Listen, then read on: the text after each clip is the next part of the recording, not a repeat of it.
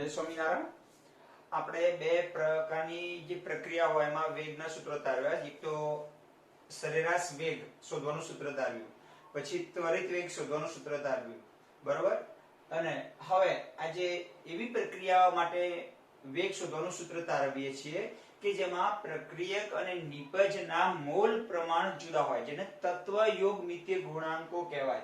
For example, એક બોક્સમાં મૂકી એક પ્રક્રિયા જુઓ કે જેમાં મર્ક્યુરી અને ક્લોરીન બંને તત્વ છે, તો એના મોલ પ્રમાણ કેટલા છે? 1:1 છે। દેખાય છે તમને બંને બાજુ કેટલા છે? 1:1।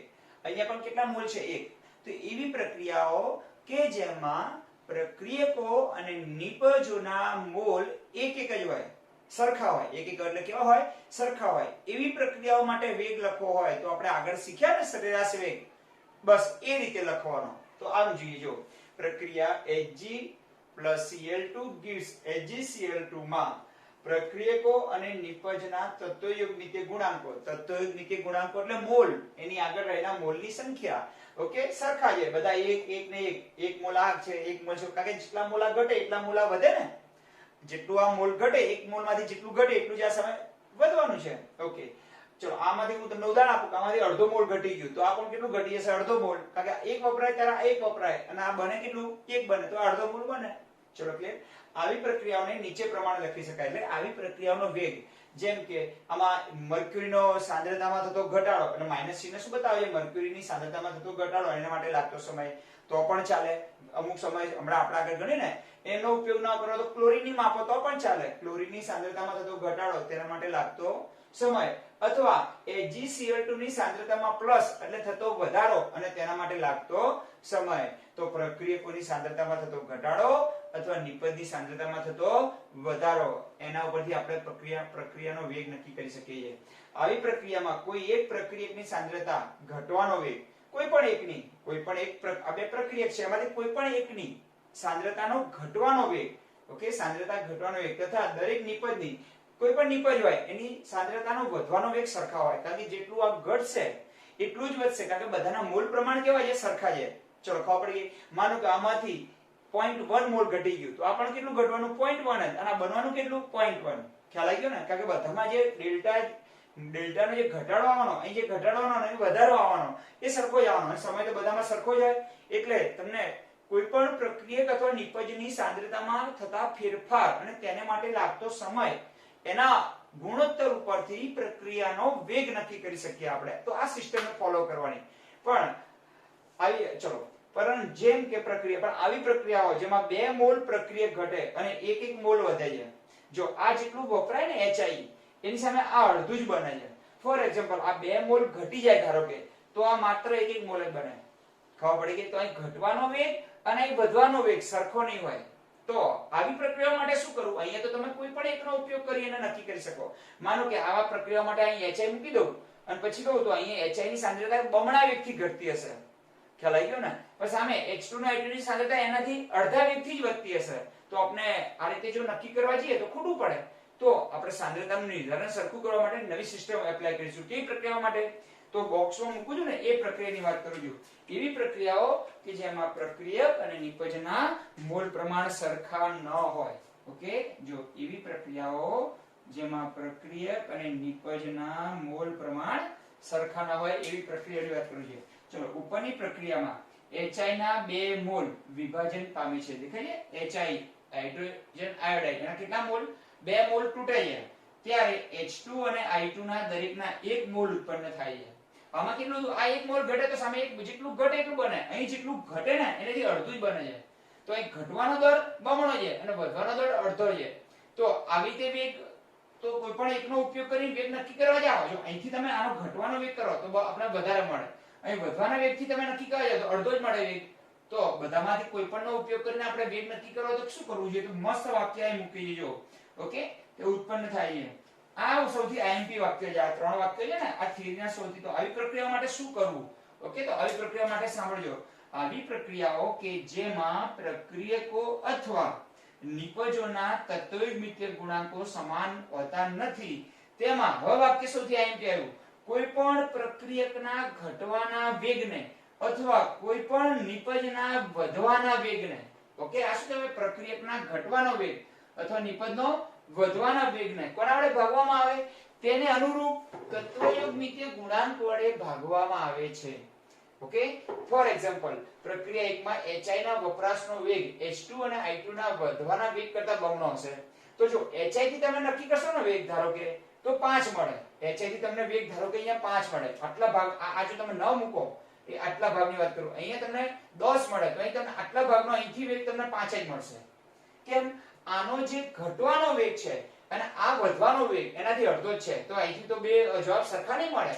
ફોર એક્ઝામ્પલ આ 10 ના વેગથી 10 મોલ ઘટી રહ્યું છે પર સેકન્ડે, એવો જવાબ આવે. માનો કે આ આટલા પદનો જે રાઉન્ડ આપું છે ને બેટા, એ આટલા પદની વાત કરું છું. આટલા પદનો જવાબ ધારો કે 10 આવે તો અહીંયા આટલા પદનો જવાબ કેટલો આવશે? 5 જ આવશે. તો જવાબ સરખો તો ના આવ્યો. અહીંયા તો બધાનો જવાબ સરખો જ આવશે અહીંયા. તો આવા માટે શું કરવાનું કે એનો જે તત્વયુગ્મિતીય ગુણાંક હોય ને એના વડે ભાગી નાખવાનો. અહીં તત્વયુગ્મિતીય ગુણાંક કેટલો છે? 2. તો હવે આનો 1 વડે ભાગો ઓટોમેટિક જો કેટલા થઈ જશે? બંનેમાં 5 5 થઈ જશે ને.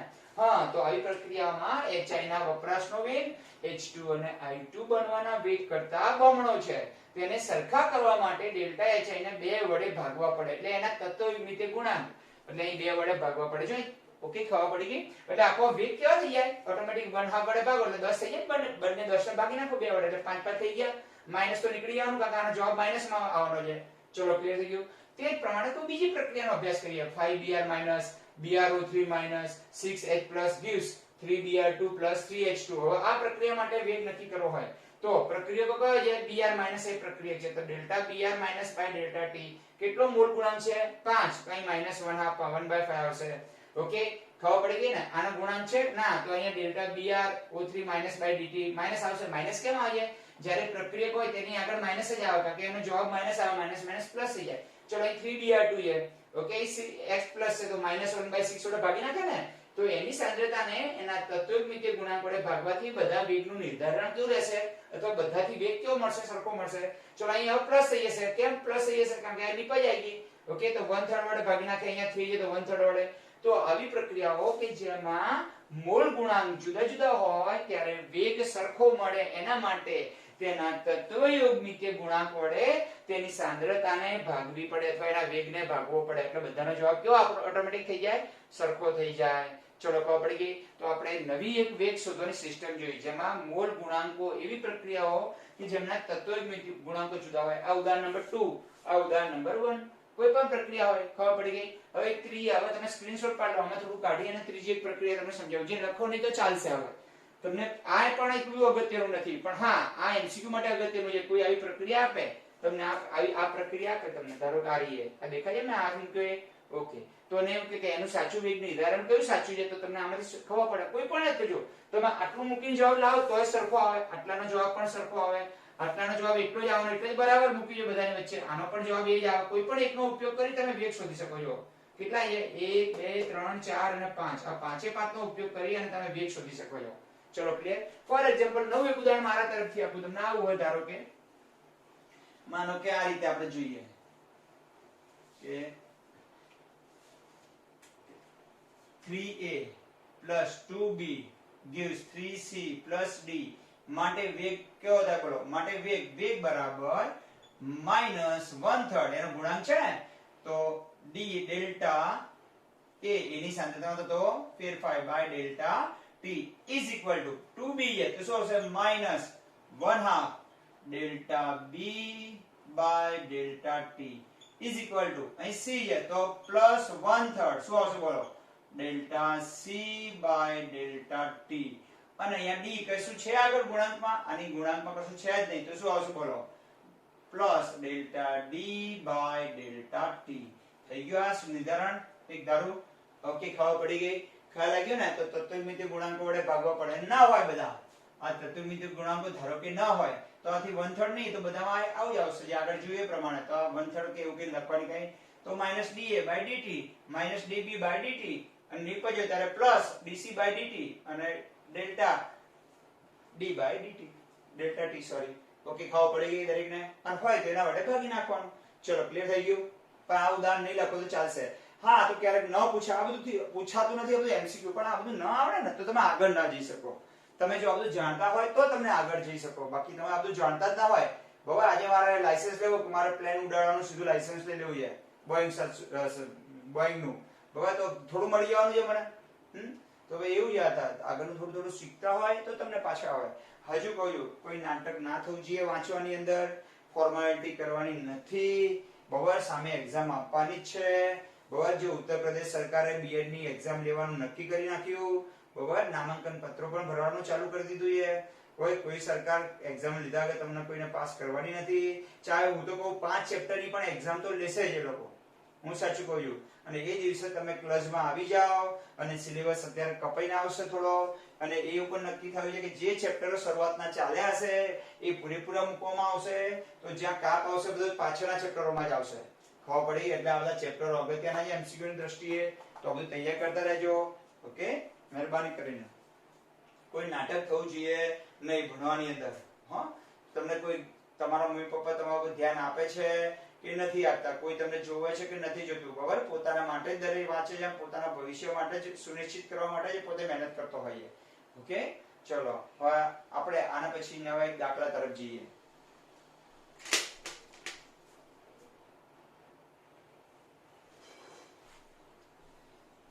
હા વિદ્યાર્થી મિત્રો, આજે હવે કોડો આમાં આપણે કોડો 4.2 જ સમજીએ.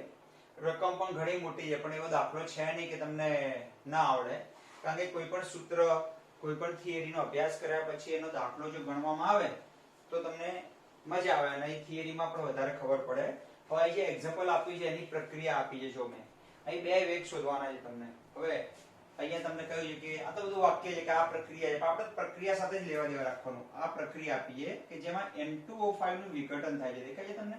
ગેસ બને છે, બંને ઓક્સિજન ગેસ અને આપણે ગેસ બને છે. તો આ પ્રક્રિયા આપી છે, બોક્સમાં મૂકીએ. આ પ્રક્રિયા છે જેમાં N2O5 ના 2 મોલ નું વિઘટન થાય ત્યારે NO2 ના 4 મોલ બને અને O2 ના 1 મોલ બને. હવે આ પ્રક્રિયામાં N2O5 ની સાંદ્રતામાં થતો ઘટાડો કેટલા સમયમાં કેટલો થાય આપે છે. તો વાંચતા જાઓ. આ તો આ વાંચવાની આ છે ને ખાલી એની એમ કે આ પ્રક્રિયા આમાં થાય છે ને આમાં થાય છે ને આમાં, એ બધું લખ્યું છે કે આમાં કઈ ખાસ આ બોક્સ આપ્યું છે એમાં કઈ ખાસ નથી. આ વાક્યમાં એવું છે કે આ પ્રક્રિયા CCl ફોર્મમાં આપણે તો એની સાંદ્રતા સાથે મતલબ છે.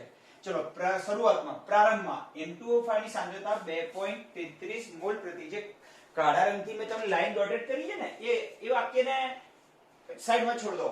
આ પ્રક્રિયામાં પ્રારંભમાં N2O5 ની સાંદ્રતા કેટલી છે? 2.33. જો શરૂઆતની સાંદ્રતાને આપણે R1 કહેવાય, ખબર છે ને? ચલો હવે આપણે N2O5 ની સાંદ્રતા લખીએ.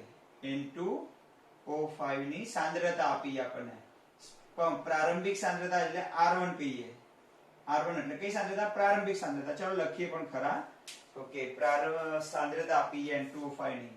એ પણ મોલ પ્રતિ લિટરમાં આપી છે. કેમ મોલ પ્રતિ લિટરમાં? જો દેખાય છે ને, એટલે બોક્સમાં આપી છે. પ્રારંભિક સાંદ્રતા આપી છે જેને આપણે R1 કહીશું.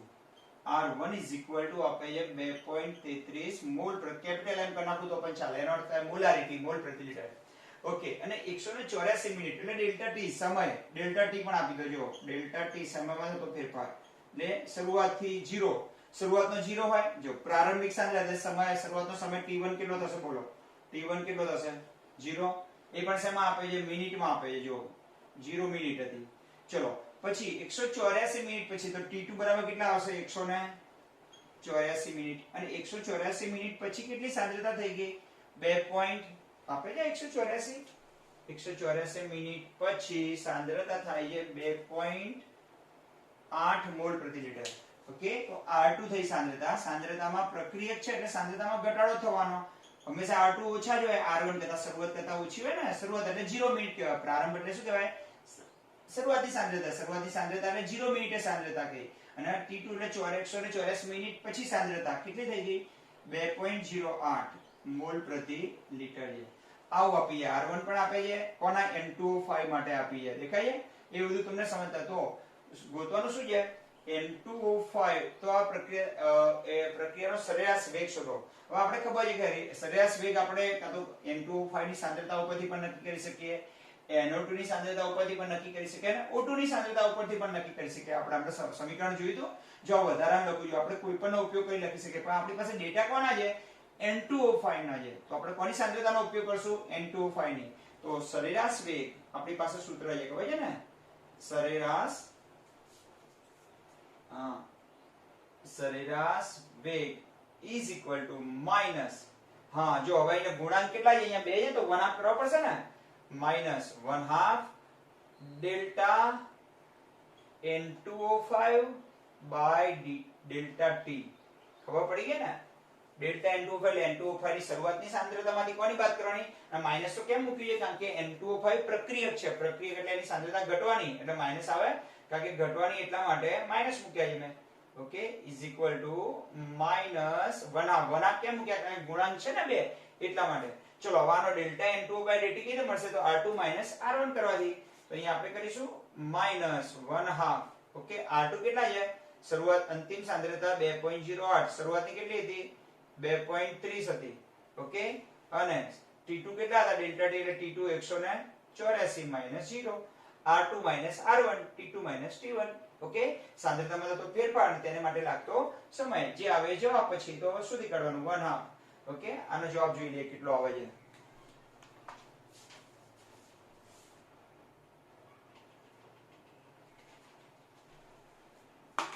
હું જોઈ લઉં એટલે મારે સમય ના પકડે ભાઈ.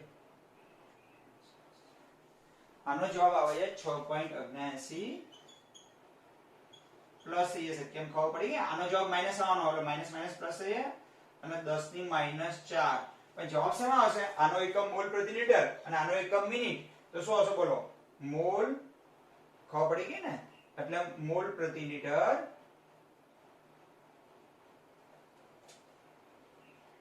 મોલ પ્રતિ લિટર ઇન્ટુ મિનિટ. એ આવો જવાબ આવશે. ખબર પડી ગઈ? કારણ કે આનો એકમ 184 સમય છે, સમયનો એકમ મીટર થશે અને ઉપરનો પદ છે એ સાંદ્રતા છે, સાંદ્રતાનો એકમ મોલ પ્રતિ લિટર થશે. હવે આપણે મિનિટને આપણે શેમાં કન્વર્ટ કરીએ? નાનો એકમ છે ને મિનિટ, એમાંથી હજુ નાના એકમમાં જઈએ તો આ સાંદ્રતામાં તો ઘટાડો કેવો થશે? આ જે સાંદ્રતા છે ને આ કેટલાક સમયમાં ઘટાડો આવ્યો મિનિટમાં. 1 મિનિટમાં આટલી ઘટે છે તો સેકન્ડમાં તો એનાથી ઓછી ઘટશે ને. સેકન્ડમાં તો ભાગી નાખી 60 વડે, કારણ કે અહીંયા જે ઘટાડો થયો એ મિનિટમાં થયો. હવે એને શેમાં કન્વર્ટ કરીએ આપણે? સેકન્ડમાં. એનાથી ને એટલે ભાગવા પડશે 60 વડે તમારે. તો 6.79 10 ની -4 upon 16 તો આવશે મોલ પ્રતિ લિટર ઇન્ટુ સેકન્ડ. ખબર પડી ગઈ? સેકન્ડમાં કન્વર્ટ કરવી. મિનિટને શેમાં કન્વર્ટ કરી? સેકન્ડમાં. કારણ કે આનાથી તો ઘટાડો જ આવશે. ખબર પડી ગઈ ને? કારણ કે આ મિનિટમાં આટલી સાંદ્રતા ઘટતી હોય તો સેકન્ડમાં એનાથી ને ઓછી વધુ ઘટી જાય, એટલે સોરી એનાથી ઓછી ઘટતી હોય. ખ્યાલ આવી ગયો ને? તો જવાબ આવશે અહીંયા આપણે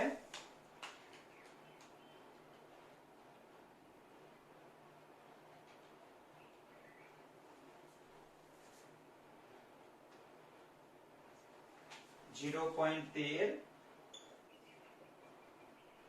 113 અને 10 ની -4 એકમ એના જ રહેશે. બરાબર? પણ અહીંયા આપણે એક પોઈન્ટ કહેવાય છે ત્યારે પાછા જઈએ તો 1.13 ગુણ્યા 10 ની -5 એના એકમ રહેશે મોલ પ્રતિ લિટર ઇન્ટુ સેકન્ડ. ચલો ખબર પડી ગઈ? હવે આપણે મિનિટમાં સેકન્ડ, મિનિટમાંથી ક્યાં આવે? સેકન્ડમાં. સેકન્ડમાંથી કઈ રીતે? અવરમાં, કલાકમાં શોધી કાઢીએ. ચલો આપણે ત્રણે એકમમાં શોધવાનું, પણ કલાકમાં શોધવું હોય તો મિનિટમાં જે ઘટાડો થાય છે એના કરતા કલાકમાં કેવો થવાનો? વધારે ઘટાડો થવાનો. તો અહીં 60 વડે ગુણવા પડશે. ખબર પડી ગઈ ને? કલાકમાં મિનિટને શેમાં કન્વર્ટ કરીએ? ઘણા લોકો કલાકમાં કન્વર્ટ કરે તો 60 વડે તમારે ગુણવા પડશે અહીંયા. ઓકે, ગુણ્યા 10 ની -4 મલ્ટીપ્લાય 60 તો લખાશે મોલ પ્રતિ લિટર ઇન્ટુ કલાક. ચલો ખબર પડી ગઈ? હવે એનો ગુણાકાર કરી નાખી કેટલો આવે છે જવાબ, અને પછી જે જવાબ આવે છે ને એના ઉપર આપણે ચોરસ બોક્સ બનાવી દઈએ એટલે ખબર પડે. જો ભૂલ ન કરતા મિનિટમાંથી ક્યાં જવું છે? આપણે કલાકમાં જવાનું છે. ઓકે, અહીં જેટલો ઘટાડો થશે એના કરતા કલાકમાં કેવો ઘટાડો થાય? વધુ ઘટાડો થાય ને. 1 મિનિટમાં તમે બાઇક ચલાવો તો કલાકમાં કેવી ચલાવવાની? બધા ચલાવી શકો ને, અંતર કાપી શકો, એના જેવી વાત થઈ જાય. તો 6.79 ગુણ્યા 60 જવાબ આવે છે 407. ઓકે, 0.4 અને 10 ની -4 એકમ તો એના રહેશે. પણ હવે આ બે પોઈન્ટ આપણે જેટલા આગળ જઈએ તો ઘાતમાં વધારો થાય. એટલે વધારો એટલે કઈ રીતે કરવાનો? 0.074 અને 10 ની -2 થાય તો -4 કરતા -2 વધારે કહેવાય. તો મોલ પ્રતિ લિટર ઇન્ટુ કલાક. આવી ગયું? ચલો જવાબ આવી ગયો દરેકને? તો જે જવાબ આવે છે ને આ ઉપર આપણે બોક્સ બનાવી દઈએ. દેખાય તમને? આ એક આ જવાબ આવ્યો, કલાકમાં જવાબ આવી ગયો. ઓકે, અહીંયા જે જવાબ આવ્યો મિનિટમાં આવ્યો છે. આપણે આ કાઢી નાખીએ અને લાલ અક્ષરનું બોક્સ બનાવી દઈએ. અહીં જે જવાબ આવે છે આ મિનિટમાં આવે છે અને અહીંયા જે જવાબ આવ્યો એ સેકન્ડમાં આવ્યો. તો સેકન્ડમાં કન્વર્ટ કરવા માટે 60 વડે ભાગ્યા અને મિનિટને કલાકમાં કન્વર્ટ કરવા માટે 60 વડે ગુણ્યા. આ જો તમે ધ્યાન નાની વાતનું ધ્યાનમાં ના રાખો ને તો બહુ મોટો ગોટાળો થાય. હવે આગળ જઈએ જો. ઓકે, આ સમય દરમિયાન NO2 ના ઉત્પન્ન થવાનો વેગ કેટલો હશે? હવે જો એને એ સમજવા માટે આપણે એક સમીકરણ વધારાનું અહીં લખ્યું જો. આ વધારાનું, ચલો આનું આપણે સમીકરણ બનાવીએ. આનો વેગ કેવી રીતે શોધાય? તો આનો વેગ શોધવા તો આપણી પાસે આવું સમીકરણ બનશે. વેગ બરાબર -1/2 delta n2O5 by delta t. ચલો ખબર પડી ગઈ. આ બાજુ સામે 4 છે તો પ્લસ કરવા પડશે. +1/4 શું આવશે? Delta NO2 by delta t. Okay, અને ઇઝ ઇક્વલ ટુ પાછો O2 નું કરવું હોય તો પ્લસ, અહીંયા તો કોઈ ગુણાંક છે જ ને, તો plus delta O2 by delta t.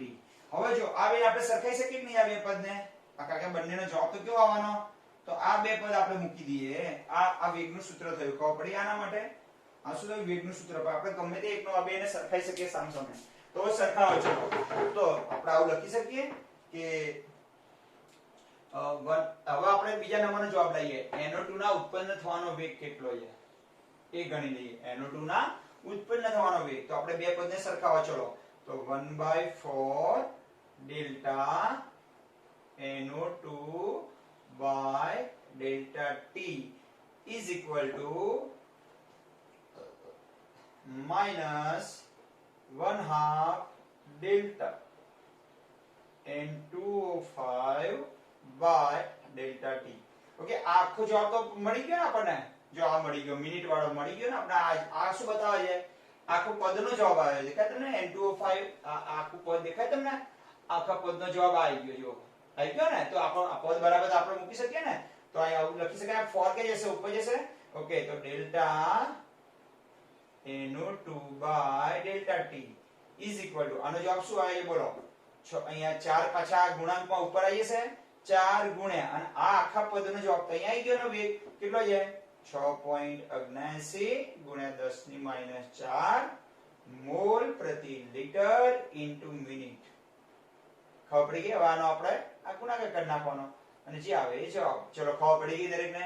તો આવો દાખલો જો પૂછી જાય, આમ બધા કહેતા બહુ સહેલો છે, પણ જો તમે મિનિટમાંથી સેકન્ડમાં કન્વર્ટ કેવી રીતે થાય, સેકન્ડમાંથી કલાકમાં કન્વર્ટ કરવા હોય તો કેવી રીતે કરવાનું, અને આ બંને પદ સરખાય આપણે 1/2 રાખવાના. આખા પદનો જવાબ તો આ દેખાય તમને?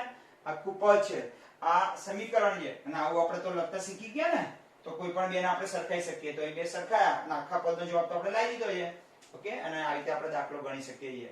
તો આમ દાખલોમાં કશું નથી, પણ જે પૂછાય ને એક્ઝામમાં, જો તમે ઘરે ગણ્યો ના હોય ને અને સમજ્યા ના હોય ને તો એક્ઝામમાં તમે 100% ભૂલ કરીને આવો અને ગોટાળે ચડી જાવ અને લાખોમાં જવાબ આવે, કરોડોમાં આવે કેટલાક તો. બરોબર? ઓકે, અને કેટલાકને તો અનંત આવે, ઇન્ફિનિટી થઈ જાય. બરોબર? એરર જ બતાવે કેલ્ક્યુલેટર. એવડો મોટો જવાબ આવતા હોય. બરોબર? અને પાછી એ લખીને આવે જવાબ પાછા જે આવો તો હોય એવો. એ ખબર ના પડે કે એરર વાળો જવાબ આવે છે. બરાબર? તો જાતે ગણવો પડે, સમજવો પડે કે આ સમીકરણ છે, આ પ્રક્રિયાનું આ સમીકરણ છે. આ બે પદને સરખાવો એટલે આ પદ આપણે મળી ગયું. તો આ પદ ઉપરથી આ 4 ને ગુણી નાખો તો N2O નો પણ વેગ ઉત્પન્ન થવાનો વેગ મળે. એ N2O5 ના ઘટાડાનો વેગ મળ્યો, મિનિટમાં મળ્યો, એને કલાકમાં કન્વર્ટ કર્યો, પછી સેકન્ડમાં કન્વર્ટ કર્યો. બરાબર? બધા મિત્રોને જય સ્વામિનારાયણ. આ બધું લખી નાખજો સ્ક્રીનશોટ પાડીને.